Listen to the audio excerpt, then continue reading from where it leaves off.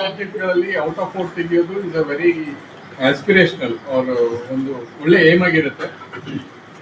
ಅದನ್ನ ತೆಗಿಬೇಕಂದ್ರೆ ಈಗ ಅಷ್ಟೇ ನಿಮ್ಮ ಟೀಚರ್ಗಳು ಹೇಳಿದರು that every point should be attended, every nook and corner ಇಂದ ಇಂಪಾರ್ಟೆಂಟ್ ಕ್ವಶನ್ ಎಲ್ಲ ಅಟೆಂಡ್ ಮಾಡಬೇಕಾಗುತ್ತೆ. ಈಗ ಪ್ರತಿ ಸಬ್ಜೆಕ್ಟ್ಗಳಲ್ಲಿ ನಿಮಗೆ ಸ್ಪೆಷಲಿ ಅಟೆಂಡ್ ಮಾಡಬೇಕಾದ್ರೆ ನಿಮ್ಗೆ ಗೊತ್ತಿರುತ್ತೆ ಇದಿಷ್ಟು ಏರಿಯಾ ನನಗೆ ಸ್ವಲ್ಪ ಈಸಿ ಇದೆ, ಇದನ್ನು ನಾನು ಅಟೆಂಡ್ ಮಾಡ್ತೀನಿ.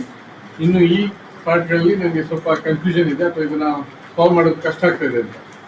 ಯಾವ ಏರಿಯಾದಲ್ಲಿ ನಿಮಗೆ ವೀಕ್ ಇದೆ ಆ ಏರಿಯಾನ ಮಲ್ಟಿಪಲ್ ರಿವಿಷನ್ ಮಾಡ್ಕೊಳ್ಳಿ.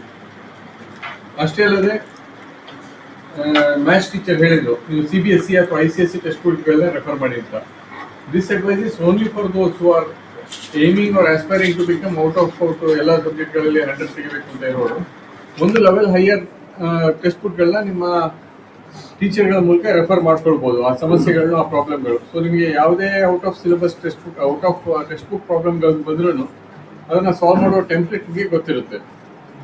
ಇದನ್ನು ಹೊರತುಪಡಿಸಿ ಮೇಯ್ನ್ ಆಗಿ ನೀವು ಕಾನ್ಫಿಡೆನ್ಸ್ ಇಟ್ಕೊಳ್ಬೇಕು, ಒಳ್ಳೆ ನಿದ್ದೆ ಮಾಡಬೇಕು. ಈ ಟೈಮಲ್ಲಿ ನಿದ್ದೆನ ನೀವು ಬಿಟ್ಟರೆ ಅಲ್ಲಿ ಅರ್ಧಕ್ಕರ್ಧ ನಿಮ್ಮ ಕಾನ್ಸಂಟ್ರೇಷನ್ ಮಿಸ್ ಆಗುತ್ತೆ ಆ್ಯಂಡ್ ಎನರ್ಜಿ ಇರಲ್ಲ ಎಕ್ಸಾಮ್ ಬರೆಯೋ ಟೈಮಲ್ಲಿ. ಸೊ ನಿದ್ದೆ ಚೆನ್ನಾಗಿ ಮಾಡಬೇಕು ಎಲ್ಲ ಮಕ್ಕಳು.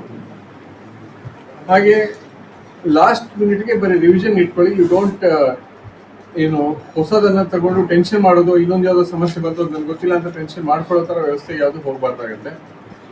ಸೊ